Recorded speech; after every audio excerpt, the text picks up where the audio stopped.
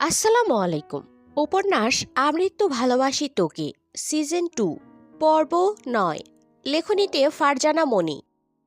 মেঘ যেন স্তম্ভিত, হতভম্ব। কি বলে এই লোক?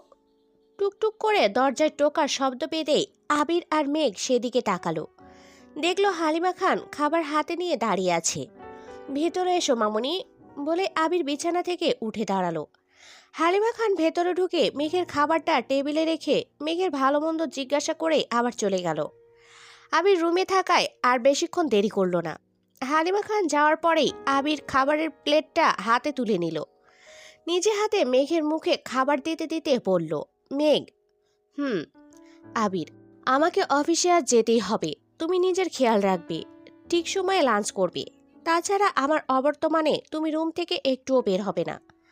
আগের সব কথাগুলোই মোটামুটি ঠিক ছিল, কিন্তু আবিরের মুখে রুম থেকে না বের হওয়ার আদেশ শুনে মেঘের মুখটা সহসায় অন্ধকার ছেয়ে গেল। আবির তা বুঝতে পেরে মেঘের মাথায় হাত রাখলো।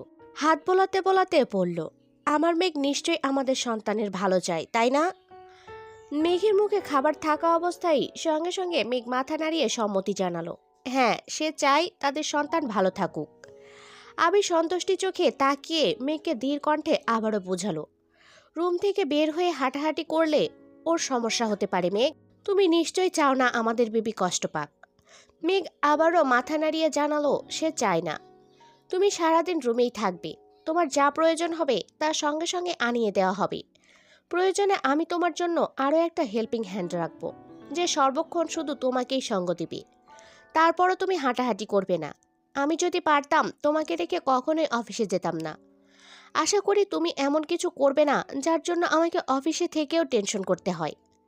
আবিরের দীর্ঘ কথা শুনে মেঘ এবার কিছুটা সিরিয়াস কণ্ঠে বলল, আহিয়ার আপু, আপনি কেন এত টেনশন করছেন? আমি আপনাকে টেনশন দেওয়ার মতো কোনো কিছুই করব না। আপনার সকল কথা মেনে চলব। আপনি কাজে মনোযোগ দিন ভালোভাবে। মেঘের প্রতিশ্রুতি শুনে আবির কিছুটা স্বস্তি পেল। মেঘের কপালে দীর্ঘ একটা চুমু দিয়ে বলল, আমি জানি আমার মেঘ আমার সকল কথাই শুনবি। বলে আবির যাওয়ার উদ্দেশ্যে উঠে দাঁড়ালো। আহিয়ার আব্বু। মেঘের কণ্ঠ শুনে আবির মেঘের দিকে তাকালো।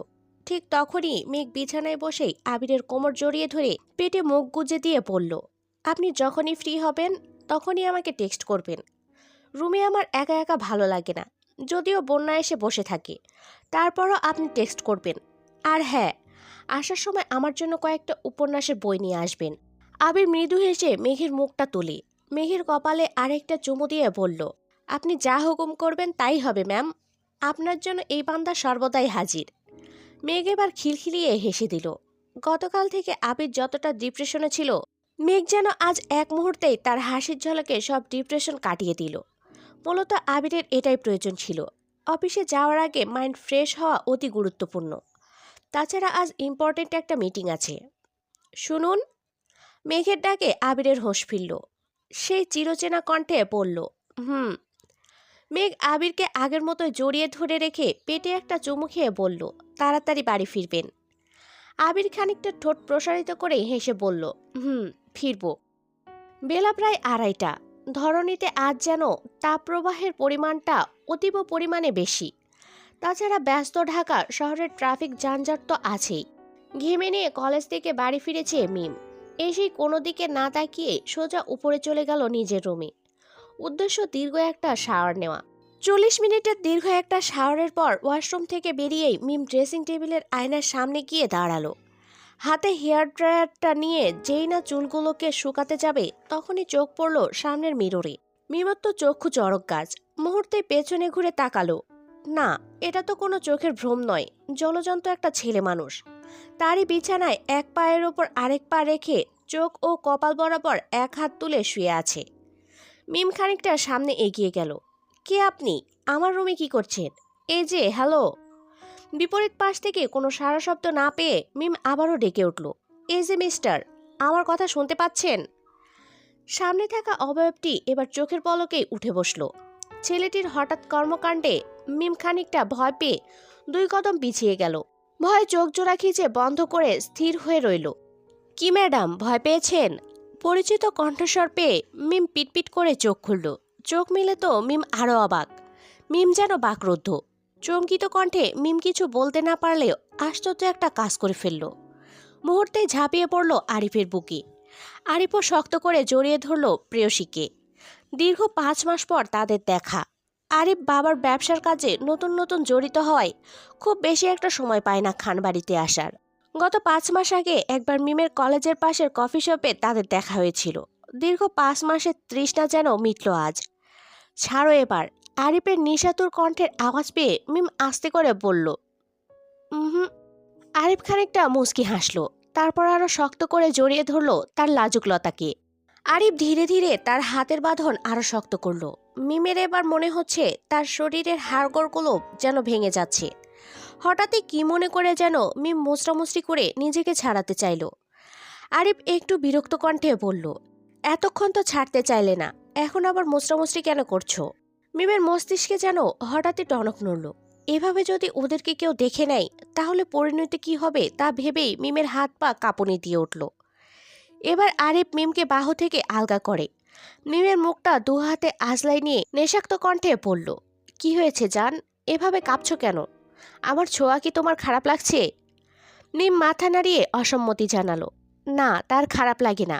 মিম আরিফের চোখের দিকে ভয়ার্ত দৃষ্টিতে তাকিয়ে কাঁপা কাঁপা কণ্ঠে আওড়ালো, কেউ চলে আসবে। মিমের মুখে অনর্থিক ভয়ের কথা শুনে আরিফ কিছুটা বাঁকা হাসল, যা মিমের চোখের অগোচরে রয়ে গেল। আরিফ মুখটা একটু কঠিন করে মিমের দিকে তাকিয়ে পড়ল, আসুক, তাতে আমার কি? মিম একটু কাচুমাচু হয়ে দাঁড়ালো, কি বলছেন এসব? এখনও সঠিক সময় আসেনি। আপনার কথা জানতে পারলে তখন সবাই মিলে আমাকে ঘাড় ধরে বিয়ে দিয়ে দেবে। তখন দেখব কি করেন আপনি, আর এত সাহসী বা কোথায় যায়?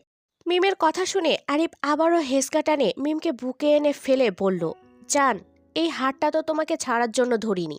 জীবনে যত বাধাই আসুক, কখনো কোনো পরিস্থিতিতেই আমি তোমাকে ছাড়ব না।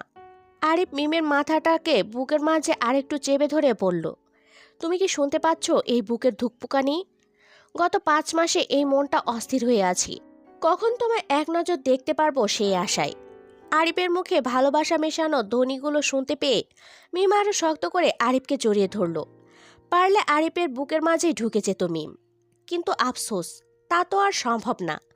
পূর্বের ন্যায় মিমের মাথাটা নিজের বলিষ্ঠ ঢেউ খেলানো বুকে রেখেই আরিফ আবারও বলতে শুরু করলো, জান, গত 5 মাসে আমি তোমাকে অনেক মিস করেছি। এবার মিমও বলে উঠল, আমিও আপনাকে মিস করেছি। আপনাকে ভিডিও কলে দেখে আমার মন ভরে না। আরিফ একটু দুষ্টমির কণ্ঠে বলল, ও তাই? মিম, হুম। আরিফ, কতটা মিস করেছো? মিম এবার হাতের করগুলো গুনতে গুনতে বলল, গত 5 মাসে আমি আপনাকে 150 দিনে 150 বার মিস করেছি। 3600 ঘন্টায় 3600 বার মিস করেছি। 2,16,000 মিনিটে 2,16,000 বারই মিস করেছি। 1,29,60,000 সেকেন্ডে 1,29,60,000 বার মিস করেছি। মিমের দীর্ঘ কথা শুনে আরিফ শুধুই হাসল। তারপর মিমকে জানালো, আর মাত্র কয়েকটা বছর ধৈর্য ধরো, তারপরই তোমাকে আমার কাছে নিয়ে যাব আমার বউ করে। আরিফের মুখে বউ কথাটা শুনেই মিম লজ্জায় আরো গুটিসুটি হয়ে দাঁড়ালো। আরিফ আবারও বলল, মন দিয়ে নিজের লেখাপড়া শেষ করো। তাছাড়া তোমার আব্বু ভাইয়াদের কাছে যোগ্য পাত্র হওয়ার জন্য আমার নিজেকে প্রতিষ্ঠিত করার প্রয়োজন। এই কয়েক বছরে আমি নিজেও সবটা গুছিয়ে নিতে পারবো। এই 5 মাসে আমি চাইলেই হয়তো তোমার সাথে বারবার দেখা করতে পারতাম, কিন্তু করিনি। আমি চাই তুমি মনোযোগ দিয়ে লেখাপড়া করো, আমাদের সম্পর্ক যেন কোনোভাবেই তোমার ক্যারিয়ারের বাধা না হয়ে দাঁড়ায়। তাছাড়া আমি নিজেও ব্যবসায় সময় ও শ্রম বাড়িয়ে নিজেকে তোমার যোগ্য করে তুলতে চাই, তাই আমাদের কম দেখা হয় উত্তম। অতিরিক্ত দেখা সাক্ষাৎ ও মেলামেশার ফলে যদি কারো নজরে পড়ি, তাহলে দুজনের স্বপ্নই ভেঙে যাবে। হয়তো তোমাকে জোর করে অন্য কোথাও বিয়ে দিয়ে দেবে। তুমি কি তা চাও? আরিফের দীর্ঘ কথা শুনে মিম মাথা তুলে তাকিয়ে জানালো, না, সে চায় না। আরিফ মুচকি হেসে মিমের কপালে একটা চুমু দিয়ে পড়ল, তাহলে আরো ধৈর্য ধরতে শেখো। আমাদের দেখা এবারের মতো দীর্ঘ সময় পরপর হবে, হতে পারে পরবর্তী সাক্ষাৎ আরো দেরিতে হবে। এতক্ষণ চুপ করে থাকলেও এবার মিম ফুপিয়ে কেঁদে উঠল। পরবর্তী সাক্ষাৎ আরো দীর্ঘ সময় পার হবে কথাটা ভাবতেই মিমের 2 চোখ ভরে গেল নোনা পানিতে। আরিফ মিমের চোখের পানি মুছতে মুছতে একটু রাগী কণ্ঠে বলল, তুমি এমন কান্নাকাটি করলে তোমার সাথে বিয়ের আগে আর দেখাই করব না, হোক সেটা 2-3 বছর বা তার বেশি। তখন কি তোমার ভালো লাগবে? কথাটা কর্ণগহ্বরে পৌঁছানো মাত্রই মিম মাথা নাড়িয়ে বারবার অসম্মতি জানিয়ে বলল, না না, আমি চাই না। আরিফ একটা দীর্ঘ শ্বাস ফেলে বলতে চাইল, গুড গার্ল, আমি জানি আমার মিম পরবর্তী দীর্ঘ সুখের জন্য বর্তমানের এই সামান্য বিচ্ছেদটুকু মেনে নিতে পারবে ইনশাল্লাহ। মিম এবার মাথা ঝাঁকিয়ে সম্মতির কণ্ঠে বলল, কয়েকটা বছর কেন, আমি আপনার জন্য সারা জীবন অপেক্ষা করতে পারবো। হঠাৎই অদূর থেকে আদির শব্দ ভেসে আসলো।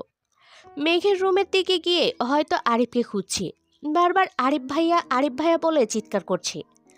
আরিফ শুনতে পেয়ে মিমকে একান্তভাবে বিদায় জানিয়ে চুপচাপ রুম থেকে বেরিয়ে গেল। যাওয়ার আগে শুধু আস্তে করে বলল, নিচে এসো। ঘড়ির কাঁটা যখন বিকেল 5টায়, তখনই তানভীর আর আবির একসাথে বাড়িতে ঢুকলো। দুই ভাইকে অনেকদিন পর একসাথে বাড়িতে ঢুকতে দেখে মালিয়া খান, হালিমা খান এবং আকলিমা খান একটু অবাকই হয়েছিল। পরবর্তীতে তানভীর জানালো, বাড়িতে মাহমুদা খান ও আরিফ আসার ব্যাপারটা আবির নিজেই তানভীরকে ফোন করে জানায়। তাই তানভীর আজ অফিস থেকে সামান্য একটু আগে বেরিয়ে একেবারে আবিরকে নিয়ে বাড়ি ফিরেছে। দুই ভাই মাহমুদা খানের সাথে কুশলাদি বিনিময় করে ফ্রেশ হতে যার যার রুমের দিকে চলে গেল। একটা পড়ন্ত বিকেল, চারদিকে পাখির কলকলানি শোনা যাচ্ছে।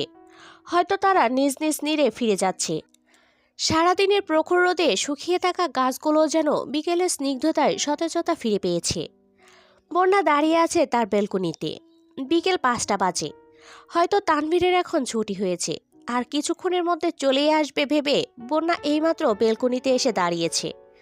বিকেলে স্নিগ্ধ বাতাস মন প্রাণ জুড়িয়ে দিচ্ছে।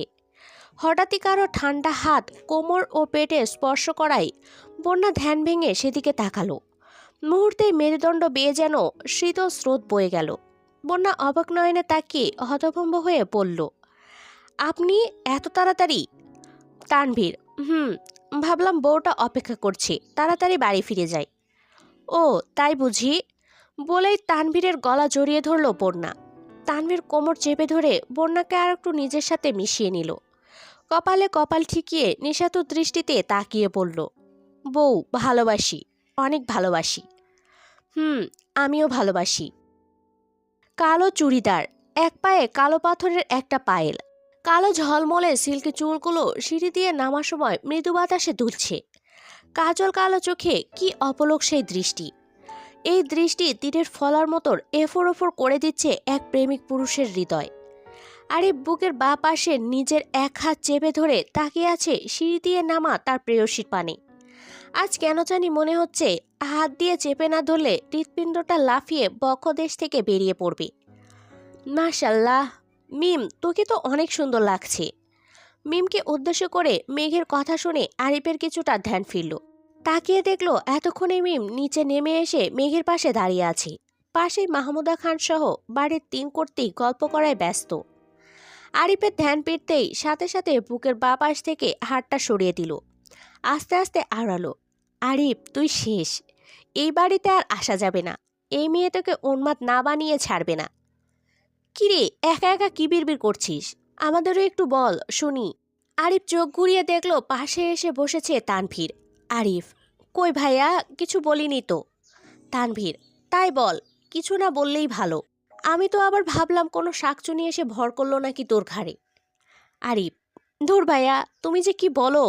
আরিফ মুখে এ কথা বললেও মনে মনে বলল, ভর করেছে তো, তবে কোনো শাকচুন্নি নয়, মিষ্টি একটা কালো পরী, যে পরীটা এই মুহূর্তে তার সামনেই দাঁড়িয়ে আছে। দুধে আলতা গায়ের রঙে কালো চুড়িদারটা বেশ মানিয়েছে মিমকে। কেন যেন এই ছোট্ট পরীটা বারংবার বহু বেশি আরিফের সামনে আসে।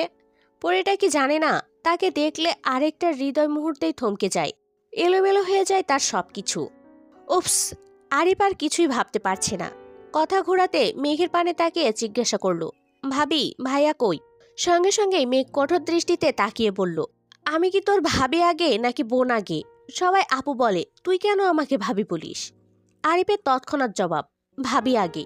মেঘ একটুর আগে কিরমির চোখে তাকিয়ে অভিযোগের কণ্ঠে বলল, আরিফ, তুই তোর বোনকে ভুলে গেলি?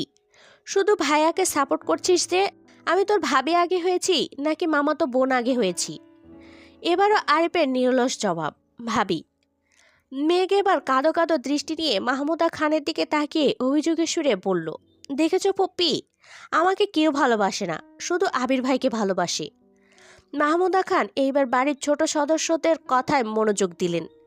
আরিফের কান টেনে ধরে বলল, কে বলেছে আম্মু? তাকে কেউ ভালোবাসে না, এই বাদর বলেছে।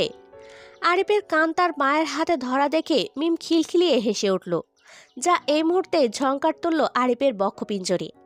নিজের কান থেকে মায়ের হাতটা সরিয়ে মেঘের দিকে তাকিয়ে রসাত্মক কণ্ঠে বলল, আমি তো ঠিকই বলেছি। যেদিন থেকে মেঘ আপুকে চিনেছি সেদিন থেকে আবির ভাইয়ের বউ হিসেবে তাকে ভাবি বলে সম্বোধন করেছি।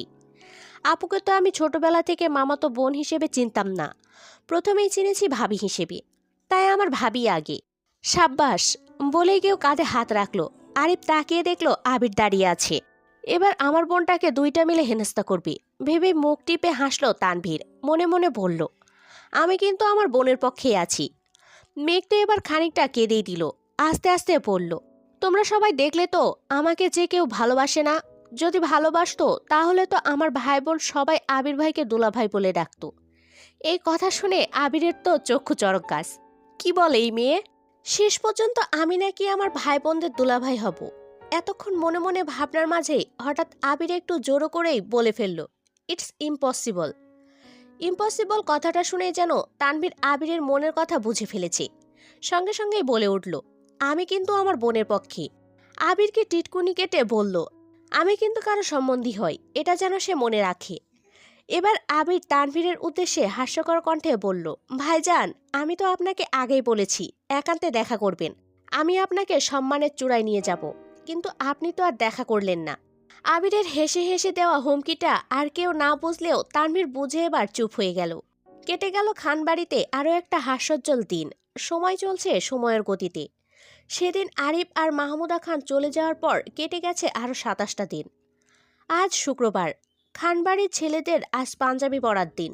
মেঘ বারবার চেষ্টা করছে আরিফকে পাঞ্জাবি, পায়জামা, টুপি সহ সকল যাবতীয় জিনিস গুছিয়ে সামনে দিতে, কিন্তু আবিরের কড়া নিষেধাজ্ঞার জন্য সে কিছুই করতে পারছে না। মেঘের ছটফটানি বুঝতে পেরে আবির পাঞ্জাবি আর টুপিটা নিয়ে বিছানায় এসে বসল। মেঘের হাতে পাঞ্জাবি ও টুপিটা ধরিয়ে দিয়ে বলল, নাও, এগুলো আমাকে পরিয়ে দিয়ে নিজের মনের ছটফটানি কমিয়ে মনটাকে একটু স্বস্তি দাও। মেঘ বহুদিন পর একটা কাজ পেয়ে তো মহা খুশি।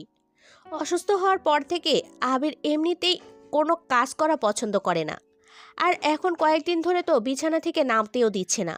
মেঘ হাসি হাসি মুখে পাঞ্জাবিটা আবিরকে পরিয়ে দিল। টুপিটা মাথায় দিয়েই মেঘ বলে উঠল, মাশাল্লাহ, আপনাকে অনেক সুন্দর লাগছে আহিয়া রাব্বু। মেঘের কথা শুনে আবির একটু মুচকি হেসে মেঘের কপালে চুমু দিল। আদি, এই আদি, তাড়াতাড়ি আয়, এবার মসজিদে খুতবা শেষ হয়ে নামাজ আরম্ভ হয়ে যাবে মনে হয়। একটা শুক্রবারও তোর জন্য তাড়াতাড়ি নামাজে যেতে পারি না। বাহির থেকে তানভীরের আওয়াজ শুনে এবার আবিরও বের হয়ে গেল নামাজের উদ্দেশ্যে। এখন শুধু 3 ভাই নামাজে যাবে। বাড়ির 3 কর্তা অনেক আগেই মসজিদে চলে গেছে। ছেলেরা সবাই চলে যাওয়ার পর বাড়ির মেয়ে বউরাও জুম্মার নামাজ আদায় করে নিল। হয়তো আর কিছুক্ষণের মধ্যেই সবাই নামাজ পড়ে বাড়ি ফিরে আসবে। তাই বাড়ির 3 কর্তেই টেবিলে খাবার গোছানোয় ব্যস্ত। বন্যাও সাথে সাথে এগিয়ে দিচ্ছে সবকিছু। বন্যার মতে এই বাড়ির মানুষদের কথা যত বলা হবে ততই যেন কম হয়ে যাবে। এক কথায় এই বাড়ির সকল সদস্যগুলো অসাধারণ ও চমৎকার ব্যক্তিত্বের অধিকারী। বাড়ির কর্তারা বন্যাকে নিজেদের বাড়ির মেয়ের মতো আদর করে। আর হালিমা খান, মালিহা খান ও আকলিমা খানের কথা তো বলে শেষ করা যাবে না। মেঘ ও মিমের স্থানটা এই বাড়ির যে জায়গায়, বন্যাকেও তারা সেই জায়গায় রেখেছে। মূলত এই বাড়ির কর্তারা চায় বন্যা, মেঘ আর মিমের মতো কোনো কাজকর্ম না করুক। তাদের পরবর্তীতে তো এই ঘর, এই সংসার মেঘ, বন্যা ও আদির বউকেই সামলাতে হবে, তখন না হয় তারা করবে। কিন্তু বন্যা এসব মানতে নারাজ, তাই মাঝে মাঝেই জোর করে ঢুকে পড়ে কিচেনে। হালিমা খান ও মালিহা খানের হাতে হাতে রান্নার সরঞ্জামগুলো এগিয়ে দেয়। আজকাল নিজের মা দূরে থাকার কষ্টটা এই 3 মহিয়সী নারীকে দেখলেই বন্যা ভুলে যায়। মহিয়সী মহিয়সী না হলে কেউ ছেলের বউকে নিজের মেয়ের মতো রানী করে রাখতে পারে? তাছাড়া মেঘ, মিম, আদির কথা আর কি বলবে বন্যা? ওরা তো অসম্ভব ভালোবাসে বন্যাকে। বন্যা মনে মনে এসব ভাবে আল্লাহর কাছে শুকরিয়া আদায় করল।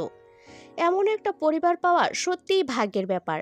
যে পরিবারে আবির ভাইয়ের মতো একটা বড় ভাই আছে, সেখানে তো স্নেহের কোনো অভাবই নেই।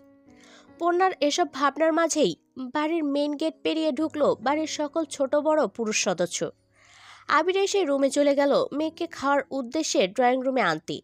5 মিনিটের ভেতর নিয়েও আসলো। আবির মেঘকে নিয়ে এসে চেয়ারে বসিয়ে দিল, তারপর নিজেও নিজের চেয়ারে গিয়ে বসলো।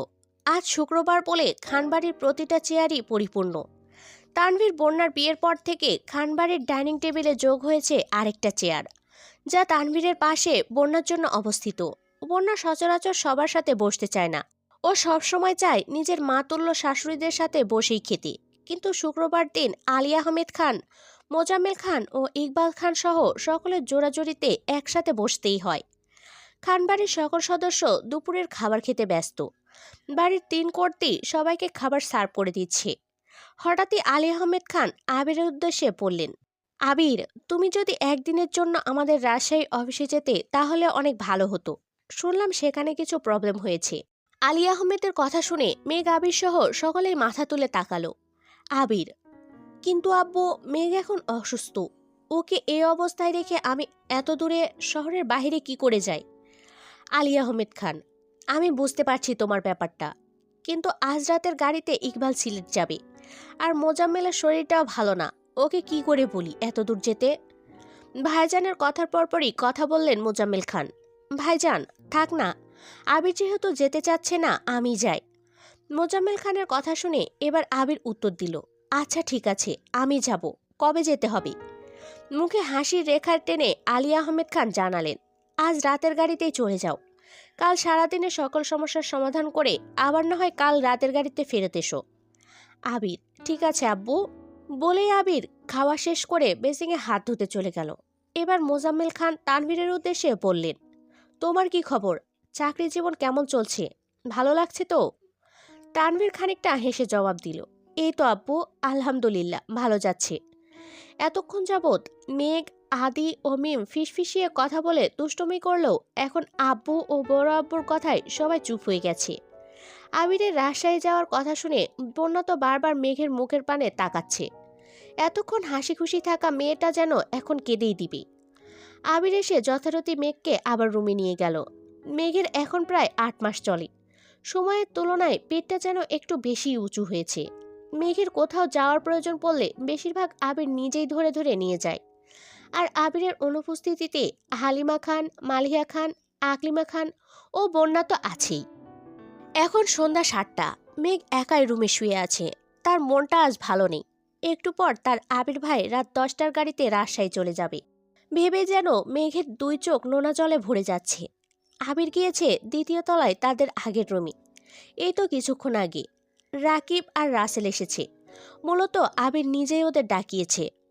যেহেতু আজ হঠাৎ করেই রাজশাহী যাওয়ার সিদ্ধান্ত হয়েছে, তাই আবির আগামীকালের সকল কাজকর্ম রাকিব আর রাসেলকে বুঝিয়ে দিতে চায়। কিন্তু রাকিব আর রাসেল তা মানতে নারাজ। তাদের একটাই কথা, বন্ধু, এত কিছু কেন বোঝাচ্ছিস? মাত্র একটা দিনের ব্যাপারই তো। তারপর তুই ফিরে এসে সবকিছু নিজের মতো সামলে নিস। ওদের কথা শুনে আবির কিছুক্ষণ চুপ করে থাকলো। ওদের কি করে বোঝাবে? আজ মনটা কেমন যেন কুগাইছে। যদিও কখনো এরকম কিছু আমি বিশ্বাস করি না, কিন্তু আমার মেঘ তো করে। ওর সাথে থাকতে থাকতে দিন দিন ওর মতোই হয়ে যাচ্ছি। আজ কেন জানি মনে হচ্ছে আমার মেঘের সাথে এই দেখাই যেন শেষ দেখা। রাসেল আবিরকে ডেকে বলল, কিরে, আবার কি ভাবতে বসলি? রাসেলের ডাকে আবিরের ভাবনাচ্যুত হলো। তারপর খানিকটা স্বাভাবিক হয়ে রাকিব ও রাসেলকে সবটা বুঝিয়ে দিল। রাকিব আবিরের কাঁধে হাত রেখে বলল, কিরে বন্ধু, কোনো সমস্যা? কি নিয়ে এত টেনশন করছিস? আবির এবার রাকিবের উদ্দেশ্যে বলল, জানি না রে। তারপর আবির খানিকক্ষণ চুপ করে থেকে আবারও বলল, রাকিব শোন, আমি যেটুকু সময় বাড়ির বাইরে আছি সেটুকু সময় তোরা কেউ ফোন বন্ধ রাখবি না। আমি বাড়িতে না থাকা অবস্থায়, আল্লাহ তাআলা না করুক, মেঘের যদি কোনো সমস্যা হয়, তাহলে তানভীর যেন সাথে সাথে তোদের সাথে যোগাযোগ করতে পারে। আর তুই তো জানিসই ওর জন্য আমি কাদেরকে রক্ত দেওয়ার কথা বলেছি। রাসেল স্বাভাবিক কণ্ঠে বলল, তুই আর তো টেনশন করিস না। মেঘের তো এখনো ডেলিভারির সময় হয়নি। তাছাড়া যে কোনো সময় আমরা তোর ফ্যামিলির পাশে আছি। তুই নিশ্চিন্তে যা। আবির,